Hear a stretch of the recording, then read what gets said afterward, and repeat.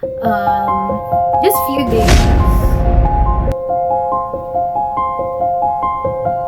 Pag sinabi namin pagsisurfeit siya, kailangan on.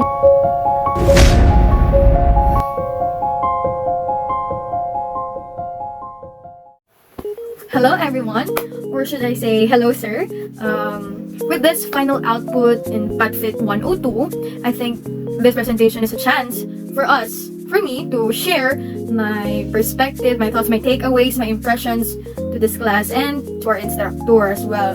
So I'll be speaking generally. There's no script prepared, so I might probably use or combine the three languages, the English, Filipino, and Ilocano. So I hope you would finish this video at the end. And without further ado, I would like first to introduce myself. Hello, I am Ariana Tolosa, 20 years old from Banguet Abra, and I am the mayor of BSSW2C. So I know my face is not new na to you, sir. So every PTH, MWF, or like special occasions, on special events, you will see me sa soprano. So that's really unexpected for me. But first, I would like to answer first the questions given to us.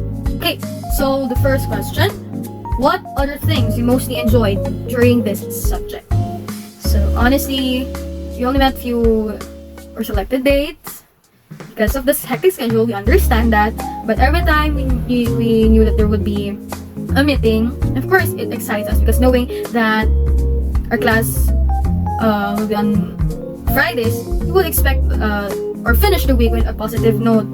But of course we have Saturday classes, but at least PE class is something we look forward, especially that it is focused on more on swimming. So actually, whenever we meet sir as a class, we feel the sense of friendship. There's less tense, less serious, but at the same time we maintain the limitations. The way we exchange jokes or the kind of humor we share, we feel it. We are aware of it.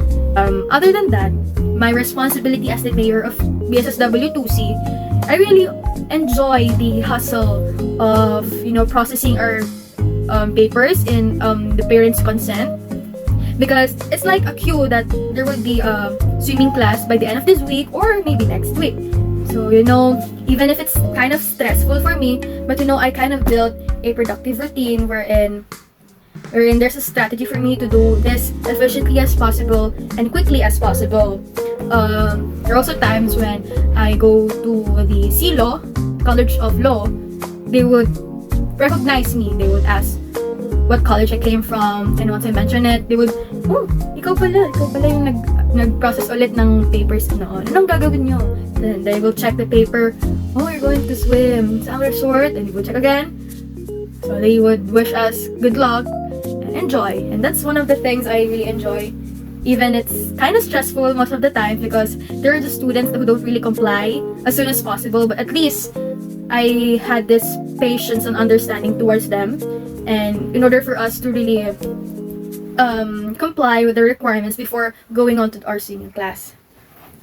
And so we proceed to the second question. Most memorable time we had during a swimming class. As far as I can remember, we went to Heritage Resort 2 times already, twice.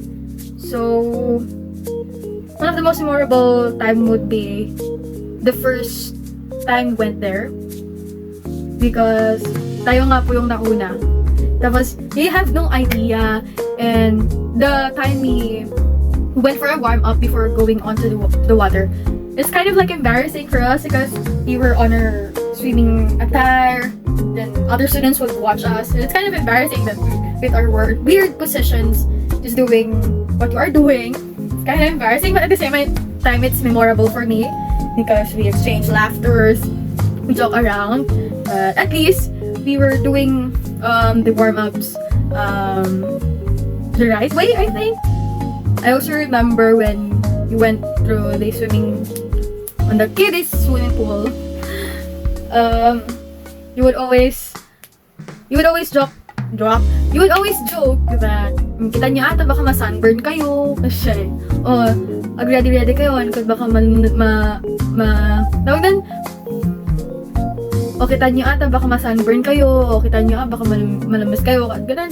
Like those words are just so funny to me, but maybe it's just our way to really lighten up the mood and not to take things too seriously, because swimming class should not be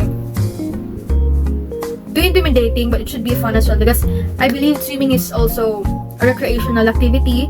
So I believe that's one way we could really boost our confidence to really participate and swim. And one thing also is, after our first session in swimming, we ate our lunch, or like brunch, I would say. So yun yung first po natin na first time nating kumain together, with all the shared foods, yung mga pinaghandaan naming mga foods na enjoy natin, masarap, walang sumakit ang tiyan. And I also witnessed you dancing with my other classmates who are TikTokers, but sadly I am not. I wish I could have joined, but may representatives naman na kami to see those who really like TikTok, and that's also one of the memorable things I remember. Because every moment of it is really memorable. Oh, I remember pala, sir, yung time na gumawa kami ng human domino, yung sunod-sunod kaming nag-dive or back, I don't know what you call it, yung sunod-sunod kaming sa swimming pool, and we took a video of it. And naalala ko nga po, sir, so, palakpak, but nobody responded to that. So it's kind of funny, at the same time it's memorable for me. Ayun. Okay, probably next question. How will you apply your takeaways in this class in your daily life? Siguro, it will be discipline and time management. What I mean by this is, if there is discipline, this could be equated to time management. Because I remember every time we arrive at the resort, you would always pressure us to, okay, go faster, move quickly. As soon as you arrive there, as soon as you arrive there, dapat kompleto na, naka-attire na, ganun.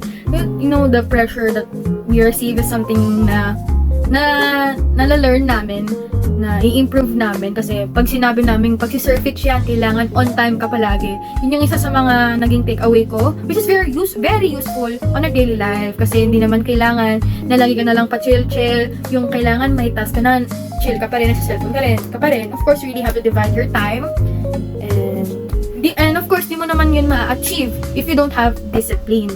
Kasi like swimming, of course, hindi mo naman ma-achieve ang ganyang stroke or ganyang pagda-dive or nag-warm up pag wala kang disiplina sa sarili. If there's no discipline, you don't have the confidence to do it. That's what I've learned in the swimming, which is really useful not only for recreational activities but also to our daily tasks. Yeah.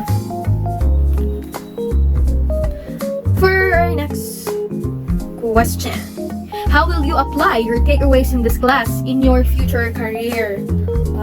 That's interesting. Pero I remember na tanong mo na rin ata to, sir. Paano nyo ito magagamit sa future career nyo as social workers? So most of us say na yung mga emergencies, disasters, yung mga nagbaha, kasi knowing Philippines is really prone to flash floods and such. So as a social worker, we are viewed to be rescuers, or like someone who will help people. And through our skills in swimming, we can probably help people who are stuck, who has difficulties in saving their life, or those who don't know how to really swim.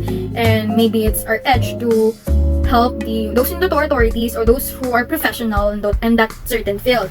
But as I was thinking, not only for disaster management or for rescue purposes, maybe this would also help us on services or programs that relate to physical recreation or physical enhancement or skills.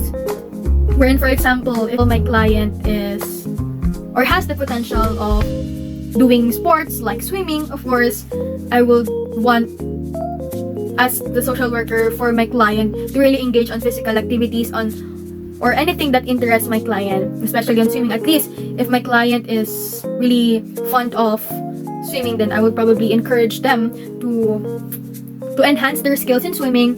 And as a social worker, at least I have the background to, or maybe I'm credible enough to really help my client, but at the same time, I should really consider first the professional help, those who do swimming and kind of diving professionally, and at the same time, it is for the betterment of the client. Kung gusto man niyang gawin ito, kung recommended ng psychotherapist niya or mga doctor na sabihin na kailangan niya mag-engage or mag-try ng mga new sports, and maybe I would recommend swimming and bring back her or his social functioning, or big word. And last but definitely not the least question, a short message for the PE instructor. We oftentimes feel fear whenever we see PBA sa column ng schedule namin. Pero pag kasi sa mga subjects na PE, parang we feel ease kasi there's this impression na pag ang instructor ay galing sa DPE or Department of Physical Education, parang hindi kami natatakot. There's this kind of na kalma lang, chill lang, na they would be friendlier than other instructors talaga you would expect it to be. Pero just to tell you a story, sir, parang venue natin sa MMK-ish sa gym, so we waited there. Actually, hindi ako nag-wait kasi late po ako. I remember that kasi nung dumating na po ako sa gym, nandun na yung classmates ko with the instructor there. So upon arriving kasi nakita ko parang familiar yung instructor na nagsasalita. Pero tapos nung nag-approach na ako, may space kasi sa front row. I hope you remember that, sir. Tapos, tititigan ko ba yung mukha nyo? Ito ba yung yung master ng choir? Or yung conductor ng choir? Then after natin mag-practice sa ground demonstration, with no hesitations, I ask you, sir, kayo po ba yung master, yung conductor ng UNP Choral? So, you said, yes. Halika, mag-audition ka. And to tell you, sir, before I went to school that day, sabi ko, Lord, bigyan mo ka ng sign kung magtutuloy ba akong mag-audition ng choir. Kasi last academic year po kasi, I tried auditioning to UNP Band, but unluckily, hindi po ako nakuha. And I tried if open pa ang auditions for UNP Choral, pero parang hindi na ata. So, it's sad. Hindi ko na tinay next sem. So, maybe next year, probably baka lucky na ako na mapasok. So, ayun. Nung nakita ko ay na-confirm na ikaw po yung instructor na yun, my side na mag-audition ako bukas. Or I think hapon yun kasi Friday po yun. Tapos sabi ata is may audition mamayang hapon that afternoon. So ayun, nag-prepare na ako kung anong kakantahin ko. Tapos ayun, yung afternoon came, then you recognize me, sir. Ikaw ba yung kanina yung social work? Na-recognize mo ko. Tapos ayun, ginalingin mo talaga. Kahit nanginginig po talaga ako yung boses ko, di ko alam kung am I doing this right. Tapos yung matching, I wasn't that confident. Pero, ibang story na yun kasi masyadong very choral na. Pero at least, parang yun yung naging factor that pushed me to really continue my singing career. Hoy! And eventually would help me improve my talent in singing. Kasi sayang naman pag hindi ko ito itatrain talaga. Kasi yung genre ko po talaga is very pop ballad. Pero na-train ako formally sa opera and classic. Pero just for a short time kasi nakikikontest po ako sa solo. Pero ayun. Doon din, I received criticisms. So, I really know how it feels and I know how to manage it. So, if you see my face na parang nag-make face ako, sir, no, ganito lang talaga yung mukha ko. It's just my normal face. Hindi ko alam. It's just me. It's just natural me. So, if ever you had the impression na I make face or having that very unpleasant reaction, no, sir. Kasi I've been through there. And so, I think din kasi maganda ang training. Hindi lang din sa training sa choir, but of course training din sa swimming kasi with that kind of discipline, that kind of time management, at least we were there to really develop what it should be done or what it should be. So, thank you for that and sana magtuloy-tuloy pa rin na mag-train and meet each other. Na hindi lang basta-basta na kahit tapos na ang classes, hindi na tayo magkakakilala. Not just for me, but also to my classmates as well, the family ng social work, sa mga naging advisory mo. We thank you for that, sir. I believe in you, sir. And I will be rooting for you sa future endeavors mo, not only sa choir, but also you as a PE teacher. And I wish you the best. Alam ko ito ata yung last question na pinakamahaba. Hindi naman masyadong related sa PE class, pero I think this is a chance na talaga tell you what I feel and what I thought about this class and to you, sir. And ayun, there's nothing more I can say. Wala lang akong mahanap ng words, pero fighting! See you around, sir. And God bless.